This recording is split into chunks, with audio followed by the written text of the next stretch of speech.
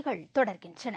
தமிழக மீனவர்கள் 5 பேரை இலங்கை அரசு மீண்டும் சிறைப்பிடித்து வைத்துள்ளதை கண்டித்து மீனவர்கள் இன்று முதல் காலவரையற்ற வேலைநிறுத்த போராட்டத்தை தொடங்கியுள்ளனர். ராமேஸ்வரத்தில் இருந்து கடந்த திங்கட்கிழமை 700 விசை படகுகளில் மீனவர்கள் மீன்பிடிக்க கடலுக்குள் சென்றனர்.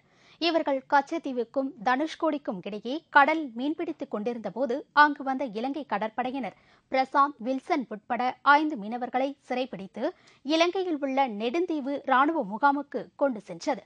இந்நிலையில் இலங்கை அரசு சிறைப்பிடித்து வைத்துள்ள மீனவர்களை விடுதலை செய்ய மத்திய மாநில அரசுகள் உடனடியாக நடவடிக்கை எடுக்க வலியுறுத்தி ராமேஸ்வரத்தில் மீனவர்கள் இன்று முதல் காலவரையற்ற உண்ணாவிரத போராட்டத்தை தொடங்கியுள்ளனர்.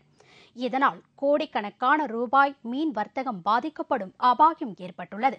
தமிழக மீனவர்களை இலங்கை ராணுவம் அடிக்கடி சிறைப்பிடிப்பது தொடர்கதையாக உள்ள நிலையில் இதற்கு நிரந்தர தீர்வு காண்பதில் மத்திய மாநில அரசுகள் அக்கறை செலுத்தாமல் இருப்பது மீனவர்களுக்கு இடையே பெரும் அதிருப்தியை ஏற்படுத்தியுள்ளது. மத்திய அரசு மாநில அரசு என்ன செஞ்சுக்கிட்டு இருக்குமே தெரியல. மீனவர் வாரத்துக்கு ஒரு நாள் தான் கடலுக்கு போற மாதிரி இருக்கு, மற்ற நாள் பூரா வீட்டுல இருக்கிற மாதிரி இருக்கு. இப்படி இருந்தா பட்டினியா கிடந்தா எங்க புள்ள குட்டிகளை எப்படி நாங்க காப்பாத்துறது, நாங்க எப்படி வாழ்றது?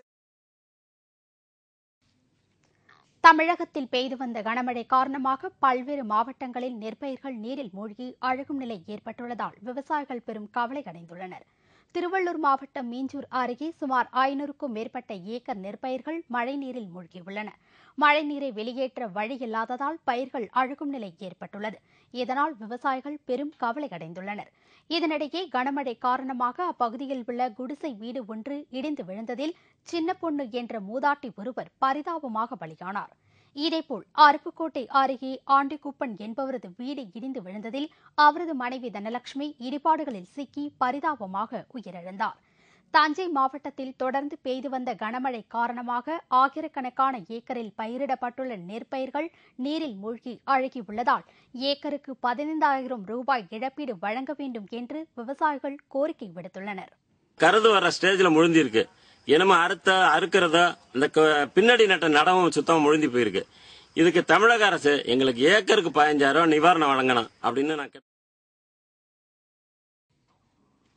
தமிழகத்தில் உயர்த்தப்பட்ட பால் மற்றும் பேருந்து கட்டண உயர்வை கண்டித்து பல்வேறு இடங்களில் போராட்டம் நடைபெற்றது. பேருந்து கட்டணம் மற்றும் பால் விலையை உயர்த்தியுள்ளதற்கு தமிழகம் முழுவதும் பொதுமக்களிடையே கடும் எதிர்ப்பு கிளம்பியுள்ளது. இந்த கட்டண உயர்வை கண்டித்து குடியாத்தம் புதிய பேருந்து நிலையம் எதிரில் காங்கிரஸ் கட்சியினர் ஆர்ப்பாட்டத்தில் ஈடுபட்டனர்.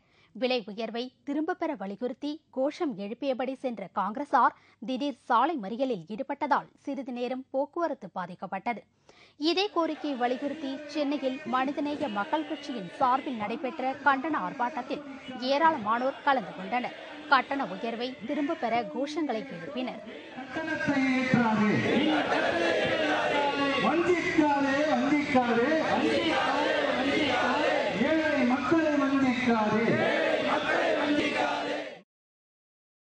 நெல்லை நெடுஞ்சாலைத்துறை அலுவலகத்தில் லஞ்ச ஒழிப்பு போலீசார் நடத்திய அதிரடி சோதனையில் கணக்கில் வராத ஏராளமான பணம் கைப்பற்றப்பட்டது.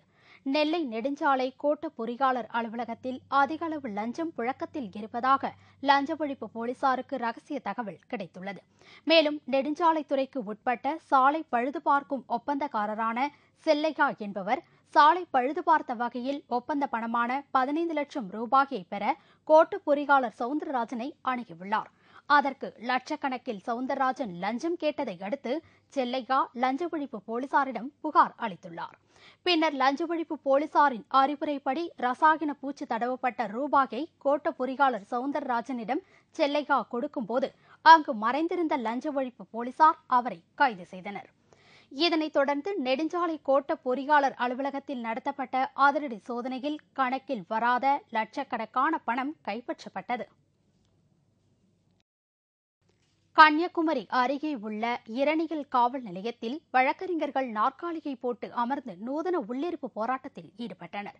கன்னியாகுமரி மாவட்டம் இரணியல் நீதிமன்ற வழக்கறிஞர்கள் கடந்த 2 நாட்களுக்கு முன்பு அங்குள்ள காவல் நிலையத்திற்கு சென்றபோது காவல்துறையினர் அவர்களை அவதூறாக பேசியதாக கூறப்படுகிறது. மேலும் வழக்கறிஞர்கள் அமருவதற்கு நாற்காலிகள் கொடுக்காமல் அவமானப்படுத்தியதாகவும் தெரிகிறது. இதனால் ஆத்திரமடைந்த இரணியல் நீதிமன்ற வழக்கறிஞர்கள் நீதிமன்ற அலுவலக பணிகளை புறக்கணித்து நாற்காலிகளுடன் காவல் நிலையத்திற்கு சென்று உள்ளிருப்பு போராட்டம் நடத்தினர். அப்போது வழக்கறிஞர்களை அவதூறாக பேசிய உதவி ஆய்வாளர் செந்தில் முருகனை உடனடியாக பணிமாற்றம் செய்ய வேண்டும் என்று அவர்கள் வலியுறுத்தினர்.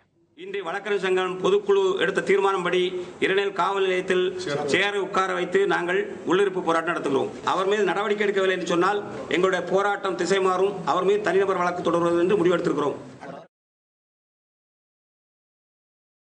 சென்னையில் தனியார் சமூக நல நிறுவனம் ஒன்று முதலீட்டுக்கு அதிக பணம் தருவதாக கூறி மோசடி செய்ததாக 100க்கும் மேற்பட்ட மக்கள் அரக்கோணம் காவல் நிலையத்தை முற்றுகையிட்டதால் பரபரப்பு ஏற்பட்டது. சென்னையை சேர்ந்த அஜய், ஜோசப் மற்றும் சுரேஷ் என்ற 3 நபர்கள் youth and stench Christian social welfare association மூலம் நூற்றுக்கணக்கான மக்களிடம் பணம் வசூலித்துள்ளனர். 10,500 ரூபாய் கட்டினால் மாதந்தோறும் 5,400 ரூபாய் வீதம் 54,000 ரூபாய் தருவதாக அவர்கள் விளம்பரப்படுத்தியதை அடுத்து அரக்கோணத்தை சேர்ந்த நூற்றுக்கணக்கான பொதுமக்கள் இந்த நிறுவனத்தில் முதலீடு செய்துள்ளனர். ஆனால் உறுதியளித்தபடி அஜய் மற்றும் அவரது நண்பர்கள் பணத்தை திருப்பி தராததால் பாதிக்கப்பட்ட மக்கள் நிதி நிறுவன அதிபர்களின் உறவினர்கள் 2 பிடித்து காவல் நிலையத்தில் ஒப்படைத்ததை அடுத்து மோசடியாக வசூல் செய்யப்பட்ட தங்களது பணத்தை திரும்ப பெற்று தருமாறு முற்றுகையிட்டனர். அரக்கோணத்தில் மட்டும் 5 கோடி ரூபாய்க்கு மேல் மோசடி செய்துள்ளதாக தெரியவந்துள்ளது. எய்ட்ஸ் தினத்தை முன்னிட்டு கொல்கத்தாவில் நடைபெற்ற விழிப்புணர்வு பேரணியில் ஏராளமானோர் பங்கேற்றனர். உலகம் முழுவதும் டிசம்பர் மாதம் 1ஆம் தேதி எய்ட்ஸ் தினமாக கடைபிடிக்கப்படுகிறது.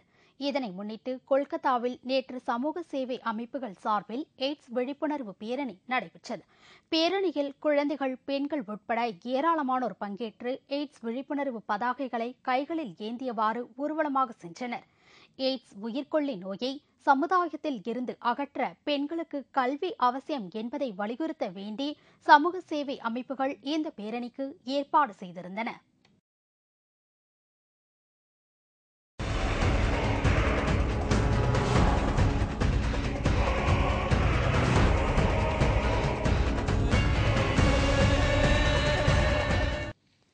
ஆச்சரியம், ஆனால் உண்மை.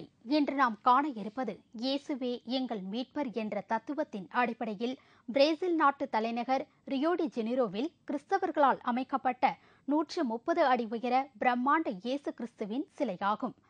1931ஆம் ஆண்டு அமைக்கப்பட்ட இந்த சிலை உலக அதிசயங்களில் ஒன்று. சிலையின் கால் உடைந்தது, கை உடைந்தது என்று பிரச்சனைகள் எதுவும் இல்லாமல் இன்றும் பொலிவுடன் திகழும் இந்த சிலை ஒரு ஆச்சரியம் அல்லவா?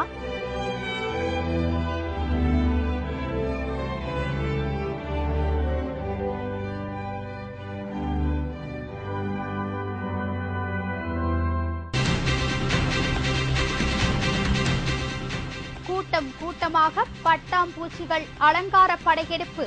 விவரம் இடைவேளைக்கு பிறகு.